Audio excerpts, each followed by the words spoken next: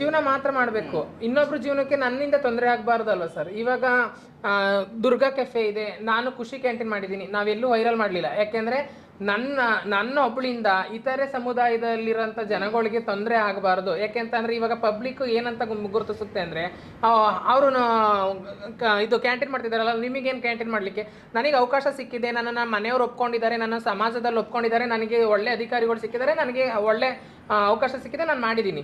ಈಗ ಇವಳಿಗೆ ಅವಕಾಶ ಸಿಕ್ಕಿಲ್ಲ, ಇವಳಿಗೆ ಯಾರು ಗೊತ್ತಿಲ್ಲ, ಏನು ಗೊತ್ತಿಲ್ಲ, ಇವಳು ಸೆಕ್ಸ್ ವರ್ಕೇ ಮಾಡ್ಕೊಂಡಿದ್ದಾಳೆ. ಆಗ ಪಬ್ಲಿಕ್ ಹೋಗಿ ಇವಳ ಹತ್ರ ನಾನು ಮಾಡೋ ಒಂದು ವೈರಲ್ ವಿಡಿಯೋದಿಂದ ಇವಳು ಜೀವನಕ್ಕೆ ತೊಂದರೆ ಆಗೋದಿಲ್ಲ ಸರ್. ಇವಾಗ ಹೋಗೋರೆಲ್ಲರೂ ಪಬ್ಲಿಕ್ ಏನಂತ ಅಂದರೆ, ನಿಮಗೇನು ಮಾಡಲಿಕ್ಕೆ, ನಮ್ಮನ್ನು ಅದೇ ಥರ ಕೇಳ್ತಾರೆ ಸರ್ ಅವರು. ನಿಮಗೇನು ಮಾಡಲಿಕ್ಕೆ, ಕೆಲಸ ಮಾಡಲಿಕ್ಕೆ ಅವ್ರು ಕೆಫೆ ಇಟ್ಕೊಂಡಿದ್ದಾರೆ, ಅವ್ರಿಗೆ ಅವಕಾಶ ಸಿಕ್ಕಿದೆ, ಕೆಫೆ ಮಾಡ್ಕೊಂಡಿದ್ದಾರೆ. ನಮ್ಗೆ ಅವಕಾಶ ಸಿಕ್ಕಿಲ್ಲ, ನಾವೇನು ಮಾಡಬೇಕಾಗಾದ್ರೆ? ನಮಗೆ ಅವಕಾಶ ಕೊಟ್ಟರೆ ನಾವು ಮಾಡೇ ಮಾಡ್ತೀವಿ, ನಾವು ಮಾಡೋದಿಲ್ಲ ಅಂತ ಹೇಳೋದಿಲ್ಲ ನಾವು. ಅವ್ರು ಮಾಡಿದ್ಮೇಲೆ ವೈರಲ್ ಮಾಡುವಂಥದ್ದೇನಿತ್ತು? ಅದರಿಂದ ಎಷ್ಟೋ ಜನ ಹುಡುಗರು ಕಲ್ಲು ಇಟ್ಕೊಂಡು ಬಂದಿದ್ದಾರೆ ಸರ್ ನಮಗೆ. ಯಾಕೆಂದರೆ ಕತ್ಲೆ ವೇಳೆಯಲ್ಲಿ ನಾವು ನಿಂತ್ಕೊಂಡಾಗ ಕಲ್ಲು ಇಟ್ಕೊಂಡು ಓಡಿಸಾಡೋರು ಇದ್ದಾರೆ. ಯಾಕೆ ಅಂತ ಅಂದರೆ, ನಿಮ್ಗೇನು ಮಾಡಲಿಕ್ಕೆ, ನೀವು ಬಿಸ್ನೆಸ್ ಮಾಡೋ ಮೈಂಡ್ ಸೆಟ್ ನಮಗಿದೆ, ನಮಗೆ ಅವಕಾಶ ಇಲ್ಲ, ನಾವೇನು ಮಾಡಬೇಕಾಗಾದ್ರೆ? ಕೆಲವೊಬ್ರಿಗೆ ಆಫರ್ಗಳು ಸಿಕ್ಕಿ ಅವರು ಬಿಸ್ನೆಸ್ಸು ಮತ್ತು ಈ ಥರ ಕೆಫೆ ಕ್ಯಾಂಟೀನ್ ಈ ಥರ ಎಲ್ಲ ಮುಂದುವರೆದಿರ್ತಾರೆ. ಕೆಲವೊಬ್ರಿಗೆ ಅವ್ರಿಗೆ ಅವಕಾಶ ಸಿಕ್ಕಿರೋದಿಲ್ಲ. ಅವ್ರು ಏನು ಮಾಡ್ತಾರೆ ಅಂತ ಅಂದರೆ, ಅವರು ಅದೇ ವೃತ್ತಿ ಜೀವನದಲ್ಲಿ ಅವರು ಮುಂದುವರ್ಸ್ಕೊಂತ ಹೋಗ್ಬೇಕಾಗುತ್ತೆ ಸರ್. ಒಬ್ರಿಗೆ ಸಿಕ್ಕಿದ್ದ ಅವಕಾಶ ಇನ್ನೊಬ್ರಿಗೆ ಸಿಗುತ್ತೆ ಅಂತ ಯಾರು ಹೇಳೋಕ್ಕಾಗೋದಿಲ್ಲ ಅಲ್ಲ ಸರ್ ನಾವು. ಸರ್ ಅವಕಾಶ ಇವಾಗ ಎಲ್ಲರಿಗೂ ಅವಕಾಶ ಸಿಕ್ತು ಅಂತ ಮತ್ತೆ ಇವಾಗ ಎಲ್ಲರಿಗೂ ಅವಕಾಶ ಸಿಕ್ತು ಅಂದ್ರೆ ಸರ್ ಎಲ್ಲರೂ ಹೋಗ್ತಾರೆ ಸರ್. ಯಾರು ಸರ್ ನೈಟಲ್ಲೂ ಹೋಗಿ ಆ ಕತ್ಲೆಯಲ್ಲಿ ಅಲ್ಲಿ ಕುಡ್ದಿರೋನ್ ಬರ್ತಾನ, ಡ್ರಗ್ಸ್ ತಗೊಂಡಿರೋನ್ ಬರ್ತಾನ, ಗಾಂಜಾ ತಗೊಂಡಿರೋನ್ ಬರ್ತಾನ, ಇನ್ನೊಬ್ಬ ಬರ್ತಾನ, ಅವ್ನು ಚೂರು ಹಿಡ್ಕೊಂಡು ಬರ್ತಾನ, ಅದು ಯಾವುದು ನಮ್ಗೆ ಗೊತ್ತಿರೋದಿಲ್ಲ. ಆದ್ರೂ ಅಷ್ಟು ಕಷ್ಟದಲ್ಲಿ ಹೋಗಿ ನಾವು ಜೀವನ ಮಾಡ್ತಿದೀವಿ ಅಂದ್ರೆ ನಮ್ಗೆ ಅವಕಾಶ ಇಲ್ದಂತೆ ನಾವು ಆ ಥರ ಹೋಗಿ ನಾವು ಮಾಡ್ತಿರೋದು ಸರ್. ನಾವು ಆ ಥರ ಜೀವನ ಮಾಡ್ತಿರೋದು ನಮ್ಗೆ ಸೇಫ್ ಇಲ್ಲ ಸರ್. ಆದ್ರೂ ನಮ್ಗೆ ಅನಿವಾರ್ಯ, ನಮಗೂ ಹೊಟ್ಟೆ ಇದೆ, ನಾವು ಸಹ ಊಟ ಮಾಡಬೇಕು. ನಮಗೆ ಕೆಲವೊಬ್ರಿಗೆ ಅವಕಾಶ ಸಿಕ್ಕುತ್ತೆ, ಅವ್ರು ಮುಂದುವರಿತಾರೆ. ಅವಕಾಶ ಸಿಗದವ್ರ ಮನೆಯಲ್ಲಿ ಕುತ್ಕೊಳ್ಳೋಕ್ಕಾಗುತ್ತೆ ಸರ್? ಹಸುವಲ್ಲಿ ಯಾರ್ಯಾದ್ರೂ ಹಸುವಲ್ಲಿ ಕುತ್ಕೊಳ್ಳೋಕ್ಕಾಗೋದಿಲ್ಲಲ್ಲ ಸರ್. ಈ ಹೊಟ್ಟೆ ಅನ್ನೋದು ಊಟ ಕೇಳುತ್ತಲ್ವ ಸರ್. ಅದಕ್ಕೋಸ್ಕರ ನಾವು ಆ ದಾರಿಲಿ ಹೋಗ್ತೀವಿ. ಅಲ್ಲಿ ಕೆಟ್ಟದ್ದಾಗುತ್ತೋ ಒಳ್ಳೇದಾಗುತ್ತೋ ನಮಗೆ ಗೊತ್ತಿರೋದಿಲ್ಲ ಸರ್. ಇನ್ನೊಂದೇನು ಹೇಳಕ್ ಇಷ್ಟಪಡ್ತೀನಿ ಅಂದ್ರೆ, ಹನಿಯವ್ರು ಹೇಳಿದ್ರು ಕಳ್ತನ ಆಯ್ತು, ನಂದು ಇದು ಯಾವ್ದು ಆಧಾರ್ ಕಾರ್ಡ್ ಸ್ಲಿಪ್ ತಗೊಂಡೋಗಿ ನನ್ಗೆ ಈ ತರ ಮಾಡಿದ್ದಾರೆ ಅಂತ ಹೇಳಿದ್ರು.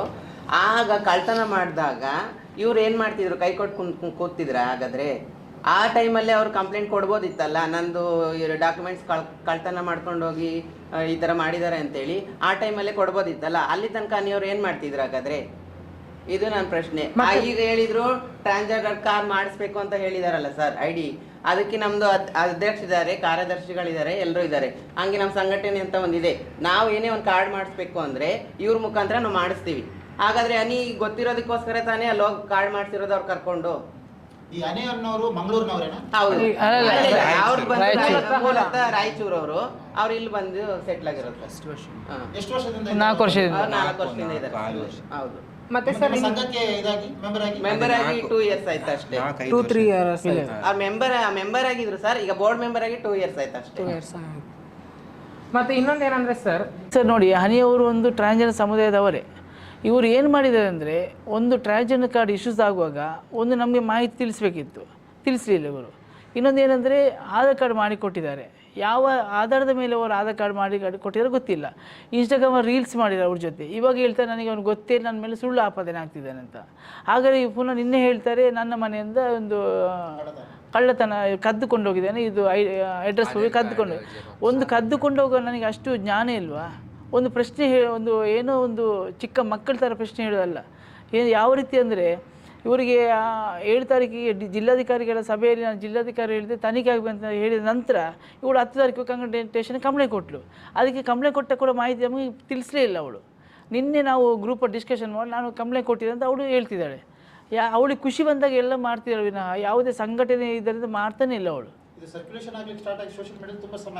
ಇಲ್ಲ ಸರ್, 2-3 days. ಹೌದು, ಕಂಪ್ಲೇಂಟ್ ಕೊಟ್ಟದ್ದು 10 ತಾರೀಕಿಗೆ. ಬಟ್ ಅವ್ರು 2 ತಿಂಗಳಾಯ್ತು ಓಡಿಯೋ. ನಾವು ನೋಡಿದ ಪ್ರಕಾರ ಅವರು ಒಂದು 2 ತಿಂಗಳು ಆಗ್ಲಿಲ್ಲ, ಆಗ್ಲಿಲ್ಲ, ಒಂದು 2-3 ವೀಕ್ ಆಗಿರೋದು ಅಷ್ಟೇ. ಒಂದು 2 ವಾರ ತನಕ ಅಲ್ಲೇ ಇದ್ಲು ಅಂಗಡಿಯಲ್ಲಿ. ಅಂದ್ರೆ ಅವರ ಕೆಫೆ ಇದೆ, ಅದರಲ್ಲಿ ಕೆಲಸ ಮಾಡ್ತಾ ಇದ್ಲು. ಅಷ್ಟುವರೆಗೂ ಗೊತ್ತಿಲ್ವ ಸರ್ ಅವ್ರು ಫೇಕ್ ಅಂತ. ಇವಾಗ ಬಂದು ಅವ್ನು ಕತ್ಕೊಂಡು ಹೋಗಿದ್ದಾನೆ, ಹಾಗೆ ಮಾಡಿದ್ದಾರೆ ಹೀಗೆ ಮಾಡಿದ್ದಾರೆ, ತಪ್ಪು ಮಾಹಿತಿಗೆಲ್ಲ ಕೊಡ್ತಾ ಇದ್ದಾರೆ. ಯಾಕಂದ್ರೆ ಅವರು ಬಚಾವ್ ಆಗಬೇಕಲ್ಲ, ಯಾಕಂದ್ರೆ ಸಂಘಟನೆಯಲ್ಲಿ ಮೊದಲು ಅವ್ರು ತಿಳಿಸ್ಬೇಕಿತ್ತು. ಈಗ ಹನಿ ಅವರಿಂದ ನಮ್ಮ ನಿಗಮದ ಹೆಸರು ಹಾಳಾಗ್ತಾ ಇದೆ. ಈಗ ಹನಿ ಅವರಿಂದ ನಮ್ಮ ಮಹಿಳಾ ಮತ್ತು ಮಕ್ಕಳ ಕಲ್ಯಾಣ ಇಲಾಖೆ ಏನಿದೆ ಅದರ ಹೆಸರು ಕೂಡ ಹಾಳಾಗ್ತಿದೆ. ಇವಾಗ ಹನಿಯವರು ಅವರಿಗೆ ಮಾಡಿಕೊಟ್ಟಿರುವಂಥದ್ದು ಆ ವ್ಯಕ್ತಿಗೆ, ಇವಾಗ ಹನಿಯವರು ಏನು ಹೇಳ್ತಿದ್ದಾರೆ ಅಂತ ಹೇಳಿದ್ರೆ ಅವರು ಅದನ್ನು ಮಾಡಿಕೊಟ್ಟಿಲ್ಲ, ಅವನಾಗಿ ಅವನು ಹೋಗಿ ಮಾಡಿಕೊಟ್ಟದ್ದು, ಅದು ಸುಳ್ಳು. ಅಂದರೆ ಅವನಿಗೆ ಒಬ್ಬರಿಗೆ ಹೋಗ್ಲಿಕ್ಕೆ ಆಗಲ್ಲ ಸರ್. ಈಗ ಸಂಘಟನೆ ಅಂದರೆ ಯಾವುದೇ ಒಂದು ನಾವು ದಾಖಲಾತಿ ಮಾಡಬೇಕಾದ್ರೂ ನವಸಾದ ಸಮುದಾಯ ಸಂಘಟನೆ ಮೂಲಕ ನಾವು ಎಲ್ಲ ಹೋಗೋದು ಪ್ರತಿಯೊಂದು ಮಾಡಲಿಕ್ಕೆ. ಮತ್ತು ಅವನು ಹೇಗೆ ಹೋದ ಒಬ್ಬ, ಅದು ಅವನಿಗೆ ಅಲ್ಲಿಂದ ಬಂದು 4 ತಿಂಗಳಿಗೆ ಅವನು ಹೋಗ್ಲಿಕ್ಕೆ ಆಗ್ತದ ಇವ್ರದ್ದು ಯಾರ ಸಪೋರ್ಟ್ ಇಲ್ಲದೆ? ಹಾಗೆ ಇದು ಏನು ಅಂತ ತನಿಖೆ ಆಗ್ಬೇಕಂತ ಮಾಡ್ಬೇಕಾದ್ರೆ ನಿಮ್ಮ ಸಂಘದವ್ರ ಪರ್ಮಿಷನ್ ಮಾಡಲೇಬೇಕು ಸರ್, ಬೇಕೇ ಬೇಕು. ಮತ್ತೆ ಇನ್ನೊಂದೇನಂದ್ರೆ ಸರ್, ಈ TG ಕಾರ್ಡು ಈಗ ಫೇಕ್ ಮಾಡ್ಕೊಟ್ಟಿರೋದ್ರಿಂದ ಮುಂದಿನ ದಿನಗಳಲ್ಲಿ ಯಾರು ನೈಜವಾಗಿರ್ತಾರೆ ಅವರಿಗೂ ಸರ್ TG ಕಾರ್ಡ್ ಮಾಡೋದು ತುಂಬ ಕಷ್ಟ ಆಗುತ್ತೆ ಸರ್. ಯಾಕೆಂತ ಅಂದರೆ ಈ ಥರ ಫೇಕ್ ಮಾಡಿದ್ದಾರೆ ಅಂತ ಗೊತ್ತಾದಾಗ ತುಂಬ ತನಿಖೆಗಳು ತುಂಬ ಇದಾಗಿ ಅವ್ರಿಗೆ ಪ್ರಭಾವ ಬೀರುತ್ತೆ ಸರ್, ಮುಂದೆ ಮಾಡೋರಿಗೆ ಪ್ರಭಾವ ಬೀರುತ್ತೆ ಸರ್. ಮತ್ತು ಇದೇನಂತ ಅಂದರೆ ಈಗ ಸಮಾಜ ಕಲ್ಯಾಣ ಇಲಾಖೆಗೆ ಹೋಗಿ TG ಕಾರ್ಡ್ ಮಾಡಿಸ್ಬೇಕು, ಮತ್ತು DC ಅವ್ರ ಹತ್ರ ಸೈನ್ ಆಗಬೇಕು, ಮತ್ತು ಇದು ಆಧಾರ್ ಕಾರ್ಡ್ ಸೈನ್ ಮಾಡಿಸ್ಲಿಕ್ಕೆ ಮನೆ ಡಾಕ್ಯುಮೆಂಟ್ಸ್ ಬೇಕು ಅಂತ ಅವನಿಗೆ ಗೊತ್ತಿರೋದಿಲ್ಲ. ಗೊತ್ತಿರೋದು ಯಾರಿಗೆ ಅಂತಂದರೆ ನಾನು ಮಾಡಿಸಿದ್ರೆ ನನಗೆ ಗೊತ್ತಿರುತ್ತೆ.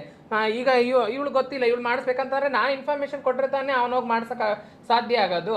ಇಲ್ಲ ಅಂತಂದರೆ ಏಕೆ ಅವನಿಗೆ ಹೇಗೆ ಗೊತ್ತಾಗುತ್ತೆ ಮಾಹಿತಿಗಳು ನಾವು ಹಂಚ್ಕೊಂಡಾಗಲೇ ತಾನೇ ಗೊತ್ತಾಗೋದು. ಈ ಪ್ರಶ್ನೆ ನಂದು ಈ ಸಬ್ಜೆಕ್ಟ್ ಇದೆಯಲ್ಲ, ಹಾಂ ಸರ್. ಇತ್ತೀಚೆಗೆ ಸುಮಾರು ನಾನೊಂದು 6 ತಿಂಗಳ ಅಬ್ಸರ್ವ್ ಮಾಡ್ತಾ ಇದ್ದೆ, ನಮ್ಮ ಕುಂಟಿಗನ ವ್ಯಾಪ್ತಿಯಲ್ಲಿ ತುಂಬಾ ಜನ ನಿಂತಿರ್ತಾರೆ ರಾತ್ರಿ. ಹಾಂ ಸರ್. ಅವರೆಲ್ಲ ರಿಯಲ್ ಫೇಕ್ ಸರ್? ಅಲ್ಲಿರೋರು ಆಲ್ಮೋಸ್ಟ್ ರಿಯಲ್ ಆಗಿ ಇರ್ತಾರೆ ಸರ್. ಇವಾಗ ಇನ್ನೊಂದೇನಂತಂದ್ರೆ ಸರ್, ಅಂದರೆ ನಾವು ಇಲ್ಲಿ ಲೋಕಲ್ ಮಂಗಳೂರವರು ನಾವು ಇಲ್ಲಿ ಹುಟ್ಟಿ ಬೆಳೆದವರು. ಈಗ ತುಂಬ ಒಂದು 10-15 ವರ್ಷದಿಂದ ಹೊರ ಜಿಲ್ಲೆಯವರು ಕೂಡ ಇಲ್ಲೇ ಜೀವನ ಮಾಡಿ ತುಂಬ ಜನ ಇದ್ದಾರೆ. ಈಗ ಏನಾಗ್ತಿದೆ ಸಮಸ್ಯೆ ಅಂದರೆ ಈ ಒಂದು ಹಣ ಸಂಪಾದನೆ ಬಿಸ್ನೆಸ್ ಥರ ಆಗಿದೆ. ಕೈ ಬಡಿತ ಹೋಗುವುದು, ಸೀರೆ ಹೊಡೋದು, ಅಲ್ಲಿ ಒಂದು ರಾತ್ರಿ ಹೋಗುವಾಗ ಡ್ರೆಸ್ ಚೇಂಜ್ ಮಾಡೋದು, ಬಾರಲ್ಲಿ ಕುಡಿಯೋದು, ಈ ರೀತಿ ಸಮಸ್ಯೆ ಆಗ್ತಿದೆ. ನನ್ನ ನವಸಾದ ಸಮುದಾಯ ಸಂಘಟನೆಯಿಂದ ನನ್ನ ಹೋರಾಟ ಒಂದೇ, ಯಾರು ನೈಜ ಟ್ರಾನ್ಸ್ಜೆಂಡರ್ ಮಂಗಳಮುಖಿ ಹೇಳಿದ್ದಾರಾ ಅವ್ರಿಗೆ ನ್ಯಾಯ ಸಿಗಬೇಕಂತ. ಇಲ್ಲಿ ನಮಗೆ ನ್ಯಾಯ ಸಿಗ್ತೇ ಇಲ್ಲ. ಇಲ್ಲಿ ಯಾರ ಹಣ ಸಂಪಾದನೆ ಮಾಡಿ ಏನೇನು ಮಾಡಿ ಎಂತೆಂಥ ಮಾಡಿ ಹೋಗ್ತೀರಾ. ಅಲ್ಲಿ ನಮ್ಮ ಮುಗ್ಗೆರ ಹತ್ರ ಕೂಡ ಅಷ್ಟೇ, ಎಷ್ಟೋ ಜನ ಅಲ್ಲಿ ಹಿಂದಿಯವರಿದ್ದಾರೆ, ಇವರಿಗೆ TG ಕಾರ್ಡ್ ಇಶ್ಯೂಸ್ ಆಗಿದೆ, ಆಧಾರ್ ಕಾರ್ಡ್ ಆಗಿದೆ, ಯಾರು ಮಾಡಿಕೊಟ್ಟಿದ್ದಾರೆ, ಹೇಗೆ ಇಶ್ಯೂಸ್ ಆಗಿದೆ ಅಂತ ಗೊತ್ತಿಲ್ಲ. ಇದರ ಮೂಲಕ ತನಿಖೆ ಖಂಡಿತ ಆಗಬೇಕು ಸರ್. ಯಾಕೆಂದರೆ ನಾವು ಹುಟ್ಟಿದ್ದು ತಪ್ಪ ಅಲ್ಲ, ನಾವು ಬೆಳೆದ ತಪ್ಪ ನನಗೆ ಗೊತ್ತಿಲ್ಲ, ಬಟ್ ನಾವು ನಡೆದು ಬಂದ ದಾರಿ ಸರಿ ಇರಬೇಕು ಸರ್. ಸಮಾಜ ನಮಗೆ ಗೌರವ ಕೊಡೋದಿಲ್ಲ ಅಂತ ಹೇಳ್ತೇವೆ. ಖಂಡಿತವಾಗಿ ನೋಡಿ ಸರ್, ನಾನು ಗೌರವವನ್ನು ಹುಡ್ಕೊಂಡು ಹೋಗೋ ಗೌರವ ನನ್ನಲ್ಲಿ ಇದೆ. ಯಾಕೆ ನಾವು ಯಾವ ರೀತಿ ಒಬ್ಬರಿಗೆ ರೆಸ್ಪಾನ್ಸ್ ಮಾಡ್ತೀವ ಆ ಗೌರವ ಖಂಡಿತ ನನಗೆ ಸಿಗ್ತದೆ. ನಂದು ಏನು ಸರ್, ಇಲ್ಲಿ ಖಂಡಿತವಾಗಿ ನೋಡ್ಲಿಕ್ಕೆ ಹೋದರೆ ನಿಜವಾಗಿ ನೈಜ ಟ್ರಾನ್ಸ್ಜೆಂಡರ್ ನೋಡ್ಲಿಕ್ಕೆ ಹೋದರೆ ಒಂದು 40 ಜನ ಕೂಡ ಇರ್ಬೋದು ಅಷ್ಟೇ. ಇದು ಏನಾಗಿದೆ ಅಂದರೆ ಈ ಸಿಗ್ನಲ್ ಕಡೆ ಆ ಕಡೆ ರಾತ್ರಿ ಹಗಲೆಲ್ಲ ಇದೊಂದು ದಂಧೆ ಥರ ಆಗಿದೆ. ಇದ್ರ ಬಗ್ಗೆ ತನಿಖೆ ಆಗಬೇಕು ಸರ್, ಅಷ್ಟೇ ನನ್ನ ಒಂದು ಆಗ್ರಹ ಅಷ್ಟೇ. ಸರ್, ಅವರು ಮಾಡಿದ ಆರೋಪ ಸತ್ಯನ ಸರಿಯಾಗಿ ಗೊತ್ತಿಲ್ಲ. ಇದು ಮೈಸೂರಲ್ಲಿ ತನಿಖೆ ಆಗ್ತಿದೆ. ಏನು ತನಿಖೆ ಅದು ಯಾರು ತಪ್ಪು ಮಾಡಿದ್ದಾರೆ ಅವರು ಕಾನೂನಲ್ಲಿ ಶಿಕ್ಷೆ ಆಗ್ತದೆ. ಅವರು ಏನು ನೋಡಿ ಸರ್, ಅವರು ಹೇಳಿದ ಮಾಹಿತಿ ಸತ್ಯನ ಸುಳ್ಳ ಗೊತ್ತಿಲ್ಲ. ಬಟ್ ನಮ್ಮ ಜಿಲ್ಲೆಯಲ್ಲಿ ಈ ರೀತಿ ಒಂದು ಇಶ್ಯೂಸ್ ಆಗಿದೆ, ಇದು ಮಾತ್ರ ಸತ್ಯ. ಆದರೆ ಅವರನ್ನು ಲಿಂಗ ಪರಿವರ್ತನೆ ಮಾಡಲಿಕ್ಕೆ ಹನಿಯವರು ಪ್ರೇರೇಪಣೆ ಮಾಡಿದಾರಾ ಇಲ್ಲೋ ಗೊತ್ತಿಲ್ಲ, ಬಟ್ ಮಾಡಿರ್ಬೋದು ಅಂತ ಅನಿಸುತ್ತೆ. ಬಟ್ ಅದಕ್ಕೋಸ್ಕರ ಹೋಗಿದೆ. ಮತ್ತು ಇನ್ನೊಂದೇನು ಸರ್, ಒಂದು ಪೊಲೀಸ್ನವರಿಗೆ ಕಳ್ಳನ ಹಿಡಿಬೇಕಂತಿಲ್ಲ, ಮುಖ ನೋಡಿ ಗೊತ್ತಾಯ್ತು ಕಳ್ಳ ಅಂತ. ಪತ್ರಿಕಾ ಮಾಧ್ಯಮದವರಿಗೆ ಯಾವ ರೀತಿ ಪ್ರಶ್ನೆ ಮಾಡಬೇಕಂತ ಅವ್ರು ಹೇಗೆ ಕೇಳಬೇಕಂತ ಇಲ್ಲ, ಪ್ರಶ್ನೆ ಯಾವ ರೀತಿ ಕೇಳಬೇಕಂತ ಗೊತ್ತಿರ್ತದೆ. ನಾನೊಂದು ಟ್ರಾನ್ಸ್ಜೆಂಡರ್ ಸಮುದಾಯವಾಗಿ ನಾನೊಂದು ಎಷ್ಟೇ ಒಂದು ಗಂಡು ಅವನು ಗಡ್ಡ ಮೀಸೆ ಬಿಟ್ಟಿರಲಿ, ಅಲ್ಲಿ ಹೇಗೆ ಇರಲಿ ಅವನು ಗಂಡಸ್ತಾರೆ ಇರಲಿ, ಅವನ ಜೊತೆ ಚಿಕ್ಕ ಒಂದು 1% ಫೆಮಿನೈನ್ ಕ್ಯಾರೆಕ್ಟರ್ ಇದೆ, ನಾನು ಕಂಡಿಡ್ತೇನೆ ಅವನು ಫೆಮಿನೈನ್ ಕ್ಯಾರೆಕ್ಟರ್ ಇದೆ ಅಂತ. ಬಟ್ ಆ ವ್ಯಕ್ತಿ ಮುಖದಲ್ಲಿ ಸ್ವಲ್ಪ ಕೂಡ ಫೆಮಿನೈನ್ ಕ್ಯಾರೆಕ್ಟರ್ ಸ್ವಲ್ಪವೂ ಇಲ್ಲ.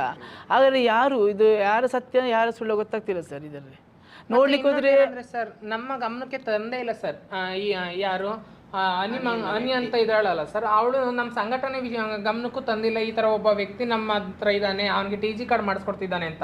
ಆಗಿರ್ಬೇಕಾದ್ರೆ ನಾವು ಅವಳಾಗಲಿ ಅವನಾಗಲಿ ಲಿಂಗ ಪರಿವರ್ತನೆಗೆ ಪ್ರೇರೇಪಿಸಿದ್ದಾರೆ ಅಂತ ಅಂದ್ಬಿಟ್ಟು ನಾವು ಹೇಗೆ ಹೇಳೋಕ್ಕಾಗುತ್ತೆ ಸರ್? ನಮ್ಮ ಸಂಘಟನೆಗೆ ಮಾಹಿತಿನೇ ಇಲ್ಲ ಅಂತ ಅಂದಾಗ ನಮಗೆ ಅದ್ರ ಬಗ್ಗೆ ಗೊತ್ತಿಲ್ಲ ಸರ್ ನಮಗೆ.